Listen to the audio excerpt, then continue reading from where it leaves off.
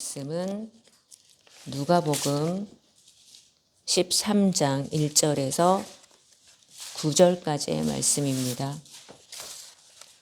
누가복음 13장 1절에서 9절 말씀입니다.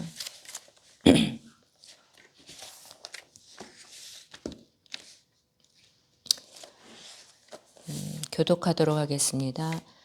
그때 마침 두어 사람이 와서 빌라도가 어떤 갈릴리 사람들의 피를 그들의 제물에 섞은 일로 예수께 아뢰니 대답하여 이르되 너희는 이 갈릴리 사람들이 이같이 해를 받음으로 다른 모든 갈릴리 사람보다 죄가 더 있는 줄 아느냐. 너희에게 이르노니 아니라. 너희도 만일 회개하지 아니하면 다 이와 같이 망하리라. 또 실로암에서 망대가 무너져 치어 죽은 18사람이 예루살렘에 거한 다른 모든 사람보다 죄가 더 있는 줄 아느냐. 너희에게 이르노니 아니라. 너희도 만일 회개하지 아니하면 다 이와 같이 망하리라. 이에 말씀하시되 한 사람이 포도원에 나무 무화과를 심은 것이 있더니 와서 그 열매를 구하였으나 얻지 못한지라. 포도원지에게 이르되 내가 3년을 와서 이 무화과 나무에서 열매를 구하되 얻지 못하니 찍어버리라. 어찌 땅만 버리게 하겠느냐.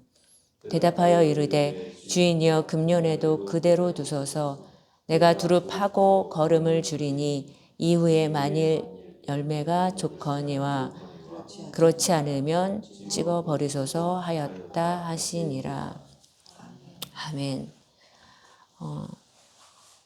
이스라엘 지역에서 두 가지 큰 사건이 일어났던 것 같습니다.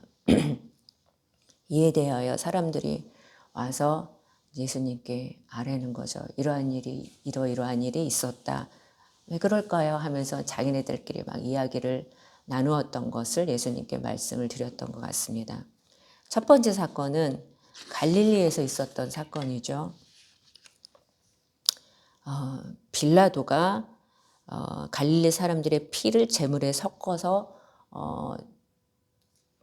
갈릴리 사람들을 죽여서 피를 제물에 섞어서 제사를 드리는 그런 끔찍한 일이 있었던 것입니다. 당시에는 자주 로마에 대한 폭동과 그런 반란들이 일어났었다고 합니다.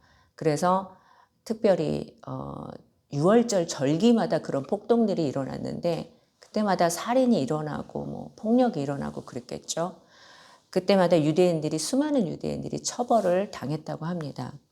아마도 이러한 비슷한 일로 인해서 갈릴리인들이 처벌을 당한 것 같습니다. 예, 그야말로 불법으로 처벌을 당한 거예요. 그래서 2절 말씀에 보면은 모든 사람보다 이 다른 모든 사람보다 죄가 더한 줄 아느냐 했을 때 그 죄의 의미가 하마르톨로스라고 하는 원어에서 비롯되는데 우리가 잘 아시다시피 관역에서 벗어난다라는 의미가 있어요. 곧 하나님의 법에서 율법에서 벗어나는 죄인이다. 범법자라 하는 의미가 이 죄인의 의미가 있습니다. 또 한 사건이 일어났죠. 예루살렘에서 일어난 사건입니다. 실로암 망대가 무너져서 18명이 한꺼번에 죽는 큰 사고가 있었어요. 그래서 사람들이 생각을 했겠죠. 도대체 이런 사고가 왜 일어났을까? 사실은 이 실로암 망대는 그 로마 총독 빌라도가 예루살렘 성전 자금을 유용을 해서 지은 그 거대한 수로의 일부분이었다고 합니다.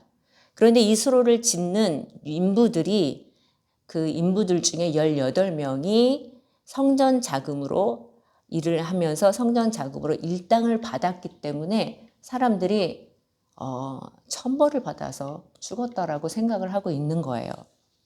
근데 정말로 특이하게도 4절에 사용된 이 죄의 의미, 4절에서 다른 모든 사람보다 죄가 더 있는 줄 아느냐 했을 때 그 죄인의 의미가 2절 말씀과는 다른 언어로 사용이 되어 있습니다. 호페일텔레스라고 하는 언어인데 호페일레테스 이 의미는 정확히 말하면 빚진 자라는 의미예요. 채무자라는 의미입니다. 그야말로 성전의 빚, 그 하나님께 빚진 자였다라는 의미죠. 그리고 죄인의 의미로도 많이 사용이 되었습니다. 그런데 사람들이 다 죄로 인해서 죽은 것이라고 생각한 이 두 사건에 대해서 예수님께서 이 사건에 대해서 똑같은 말씀으로 반응을 하고 계십니다. 너희가 이 사람들보다 죄가 더 있는 줄 아느냐? 너희에게 이르노니 너희도 만일 회개하지 않으면 이와 같이 망하리라. 이렇게 말씀을 하고 계셔요. 무슨 말씀이에요? 너희가 지금 살아있다고 그래서 지금 멀쩡하다고 그래서 이들보다 나은 줄 아냐? 도낀 개긴 똑같은 죄인이라는 말이죠. 누가 죄가 더 많고 누가 죄가 더 적은 게 문제가 아니다. 그 본질, 너희가 죄인이라는 본질은 다 똑같다라는 겁니다. 너도 그 상황이 되면, 너도 거기 있었으면, 너도 그런 환경이었으면, 너도 그런 양육 환경에서 자랐으면, 너도 그렇게 힘들었으면 똑같이 죄를 지었을 거야. 다 똑같은 죄인이라 이렇게 말씀을 하는 것입니다. 다를 바 없다라는 거죠. 갈릴리에 살든 예루살렘에 살든 상관없어. 다 죄인일 수밖에 없어. 자, 갈릴리는요 변두리였어요. 이스라엘의 변두리였죠. 그래서 거의 반이방인 취급을 당했습니다. 그곳에서는 거친 사람들이 많았어요. 그야말로 범법자가 많았습니다. 범법자 하마르톨로스라고 불리는 죄인들이 많았다라는 거예요. 아주 고상한 예루살렘 가까이 사는 유대인들이 말하는 그야말로 죄인들이 많은 곳이 바로 갈릴리 그 이스라엘의 변두리였습니다. 그런데 예수님 말씀하시는 거죠. 이들만 죄인이 아니라는 거죠. 예루살렘 성전에 가까이 사는 너희도 똑같다라는 것입니다. 호페일레테스 빚진 죄인이 있다라는 거예요. 이 빚진 죄인이 뭐겠어요? 하나님의 은혜를 아는 자라는 거예요. 하나님의 은혜를 성전 가까이 있으면서 말씀의 은혜를 엄청 많이 받고 있지만 그럼에도 불구하고 깨닫지 못하고 그 말씀의 은혜에 응답하는 삶을 살지 못하고 있는 것 역시 큰 죄라는 겁니다. 은혜를 오히려 이용해 먹고 자기 의로 만들어가고 이득을 취하고 사는 것, 이 또한 명백한 죄이고 어쩌면 더 큰 죄일 수 있다라고 하는 겁니다. 성전과 가까이 사는 사람 누구예요? 바로 우리 믿는 사람, 믿는 그리스도인들을 의미하는 거죠. 모두가 죄인이라고 경고하고 계십니다. 그래서 예수님은 이미 이 말씀을 하고 계실 때 예수님의 마음 가운데는 전제가 모든 인간은 죄인이야. 이 생각을 가지고 계시면서 말씀을 하셨던 겁니다. 죄에 대한 증상의 표출, 증상의 양상이 다 다를 뿐이지 죄라는 바이러스에 감염된 상태는 다 똑같다라는 거예요. 모두가 다 복균자라는 겁니다. 여러분 코로나 증상이 있던 없던 간에 복균자는 다 환자 취급을 받았죠. 그리고 다 격리 대상이었습니다. 이처럼 죄의 결과는 죄의 복균자는 그냥 하나님과 영원한 격리 대상이 될 수밖에 없다라는 것입니다. 그런데 예수님께서 이런 우리들에게 죄인된 우리들에게 제시하시는 해결책, 제시하시는 치료책이 뭡니까? 바로 회개하라입니다. 회개하라. 여기 말씀에서는 그냥 회개하라가 아니라 너 회개하라는 거예요. 너 회개하라. 세상의 사건 여러 가지 사고들을 보면서 뭐 이게 누구 죄 때문인지 이게 무슨 죄 때문인지 왈가왈부할 필요가 없다. 그냥 너나 잘하세요. 이 말씀입니다. 다른 사람의 죄, 다른 사람의 불행에 관심을 끊어버리고 네 속에 있는 죄, 지금 당장 네 발등에 떨어진 이 불부터 끄라는 말씀이에요. 남의 눈에 있는 티를 보지 말고 네 눈에 있는 들보부터 빼어라. 비판하는 너도 똑같은 죄로 비판받게 될 거야. 다 죄인이야. 너부터 봐라. 이 말씀입니다. 그런데 왜 자꾸 우리는 이 이스라엘 사람들처럼 나 자신보다는 타인을 먼저 보게 되는 걸까요? 너무 희한하죠. 저희는 자꾸 타인을 먼저 보게 됩니다. 다른 사람들의 약점이 훨씬 더 크게 보이고요. 무슨 잘못이 일어나면 나 때문인가가 아니라 남 탓부터 하게 되는 게 저희들입니다. 왜 그럴까요? 가만히 생각해 보면 내가 죄인이라는 이 불안을 감소시키고 싶어서 그러는 것 같습니다. 그리고 또 내가 조금이라도 저 사람보다 낫다라고 덜 죄인이라는 생각을 하게 되면 그나마 위로를 받게 되는 거죠. 셀프 위로가 되는 거죠. 이렇게 죄인들의 공통된 감수성이 바로 이러한 것입니다. 그냥 죄인들의 자동적 사고가 나보다는 남을 먼저 보는 것이 죄인들의 자동적 사고라는 거예요. 그런데 이렇게 죄인된 우리에게 예수님이 본문 말씀에서 강하게 경고를 하고 계셔요. 그래, 어쩔 수 없이 너희는 죄인이야. 모두가 다 심판대 앞에 설 수밖에 없어. 그런데 이 심판에서 벗어날 수 있는 방법은 딱 한 가지라는 거죠. 뭐예요? 회개하라는 거예요. 회개하라. 그런데 이 회개가 단순한 뉘우침이 아니죠. 완전히 돌아서는 겁니다. 어떻게 돌아섭니까? 남을 보던 눈을 돌이켜서 네 안을 봐라. 내 안을 봐라. 이 말씀입니다. 남을 보던 눈을 돌이켜서 나 자신을 향하게 될 때 그제서야 회개가 일어날 수 있게 되는 것입니다. 아니, 왜 저 사람 때문에 내가 이렇게 됐지? 저 사람 때문에 내 팔자가 이렇게 꼬인 거고, 저 사람이 나에게 피해를 주어서, 내가 이런 부모를 만나서, 내가 이런 남편을 만나서, 하필이면 내 자식이 왜 이렇게 돼서 내가 왜 이러고 살까? 이렇게 우리는 쉽게 말하지만 이런 식으로 자꾸만 타인의 옛사람, 타인의 죄에 집착을 하게 되면 그 죄가, 타인의 죄가 내 죄랑 엮이게 돼 있어요. 내 안에 있는 옛사람과 막 엮이게 됩니다. 그러면 그럴수록 문제가 해결될까요? 아니죠. 문제가 더 미궁에 빠질 수밖에 없습니다. 우리의 죄성은 자석과 같아요. 그래서 남의 죄를 끌어들이게 돼 있어요. 남의 옛사람을 자꾸만 내 안으로 끌어들이게 돼 있습니다. 여러분, 세상은 안 그래도 죄가 차고 넘치는 곳이 세상이에요. 그런데 이 세상에 있는 죄를, 이 남의 죄까지 자꾸 이렇게 남의 죄의 문제까지 내 안으로 끌어들이면 어떻게 되겠어요? 굉장히 복잡해지고요. 이게 내 죄랑 엮여가지고 합쳐져갖고 점점 더 커져서 정말 눈덩이같이 불어나서 문제 해결이 결코 볼 수 없는 것이 이 죄의 문제라는 겁니다. 그럼 어떻게 해야 될까요? 먼저는요, 타인의 죄성과 나의 죄성을 분리시켜야 돼요. 이 분리시키는 작업을 해야 합니다. 의식적으로 내가 남을 보지 않고 내 안을 보리라 하는 마음을 가지고 있어야 되고, 이 훈련을 자꾸만 해야 합니다. 그러기 위해서는 모든 문제는 100% 내 안에 있다고 생각을 해야 돼요. 남의 문제가 아니라 100% 내 문제라고 생각을 해야 합니다. 그래야 문제가 분리되고, 그래야 문제가 내 안에서 100% 해결되게 돼 있어요. 생각해 보세요. 여러분, 다른 사람 문제 해결할 수 있어요? 내가 아무리 내 가족을 사랑한들 그 사람의 문제 해결되던가요? 예, 관여를 하면 할수록 꼬이지 않습니까? 나를 먼저 바라봐야 돼요. 내 문제라고 생각해야 내 안에서 100% 그 문제가 해결될 수 있습니다.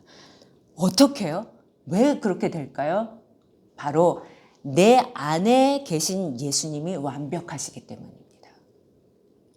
예수님께서 이미 십자가에서 죄의 문제, 옛사람의 문제를 완벽하게 해결해 주셨어요. 그 예수님이 어디 계세요? 내 안에 계세요. 내 안에. 내 안에 계신 예수님 안에서만 나의 옛사람이, 나의 죄성이 해결될 수 있습니다. 내 안에 있는 내 안에 있는 죄가 예수님에 의해서 처리될 때, 그제서야 내가 다른 사람의 죄에 의해서 타격을 덜 받습니다. 갈수록 다른 사람의 죄에 의해서 내가 상처를 받지 않게 되는 겁니다.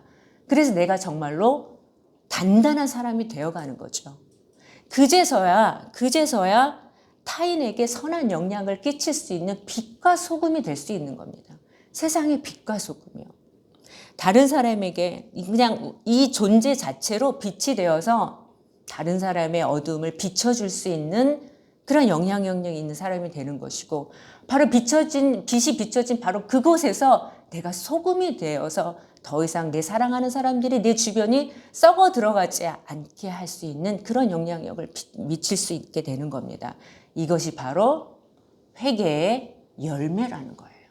회개의 열매. 오늘 말씀 6절에서 9절까지의 말씀을 보면 포도원 주인이 포도원에 무화과 나무를 심고 열매를 기다리고 있는 이 비유를 예수님이 말씀을 하십니다. 한 사람을 복음의 은혜로 키우시는 과정이에요. 포도원 주인 되신 하나님께서 한 사람을 선택해서 자신의 뜰, 자신의 밭에 심으셨어요. 그리고 열매를 기다리십니다. 무화과 나무를 심으신 이유는 자기가 본인이 따먹으시려고 심으시는 거죠. 본인이 구하시는 거예요. 포도나무는 뭐 다 팔려고 한다지만, 상품으로 찐다지만, 이 무화과 나무는 정말 하나님이 너무 열매를 보고 싶으셨던 것 같아요. 그래서 무화과 나무 하나를 심으셨는데 때가 지나도 열매가 없네요. 이후 3년 동안 기다렸어요. 왔다 갔다 하시면서 하나님이 열매를 찾으시는데 열매가 없는 거예요. 그리고 나서 포도원 주인에게 이르시기를 찍어 내버리라. 이거 땅만 버리겠다 하시는 거죠. 뭡니까? 열매는커녕 주변 포도나무에까지 영향을 미쳐서 영양분 빨아먹고 병 옮기고 안 되겠다. 이게 땅만 버린다. 다른 나무 버린다. 이 말씀이죠. 이 말씀은 곧 뭐예요? 아니 내가 이렇게 아름답게 심어놨는데 빛과 소금이 되기는커녕 오히려 주변에 안 좋은 영향을 끼치겠구나. 교회에 하나님 나라에 하나님 욕먹이겠구나. 이런 말씀이에요. 바로 기독교인 된 우리들을 말씀하는 거죠. 열매가 없으니 찍어 내버리라 할 때 그때 포도원지기가 나타납니다. 포도원지기가 이런 말씀을 하죠. 포도원지기가 누굴까요? 바로 예수님이십니다. 예수님이 이런 말씀을 하시는 거예요. 금년에도 그대로 두소서 내가 더 잘 돌보겠나이다. 땅을 두릅하고 거름을 줄 터인데 혹시 이후에 열매가 있을지 모르겠습니다. 그때 열매가 없으면 찍어 버리소서라고 말씀을 하는 겁니다. 예수 그리스도를 통한 하나님의 은혜가 얼마나 큰지요. 열매 없이 입만 무성한 우리를 혹은 아니 그냥 말라 비틀어져서 열매 없는 우리를 기다리시는데 그냥 기다리시는 게 아니라 너무 잘 돌보시겠다고 하는 거예요. 삽질을 하시고 호미질을 하시고 거름을 주시면서 정말로 애써서 돌보시겠다라고 약속을 하시는 겁니다. 이렇게 예수님께서 우리를 돌보시고 계신다라는 겁니다. 왜요? 열매를 기다리시기 때문에요. 우리에게 열매를 그토록 원하시기 때문에 돌보시고 계시는 거예요. 그런데 그렇게 열매를 원하시지만 직접적으로 말씀하시잖아요. 열매 맺어라. 이 말씀은 한마디도 없어요. 열매를 기다리지만 열매를 맺어라 하지는 않으세요. 뭐라고 말씀하시죠? 대신 회개하라 말씀하시죠. 회개하라. 진정한 회개가 진정으로 될 때 열매는 그냥 저절로 맺게 되어 있기 때문입니다. 회개하라는 말씀입니다.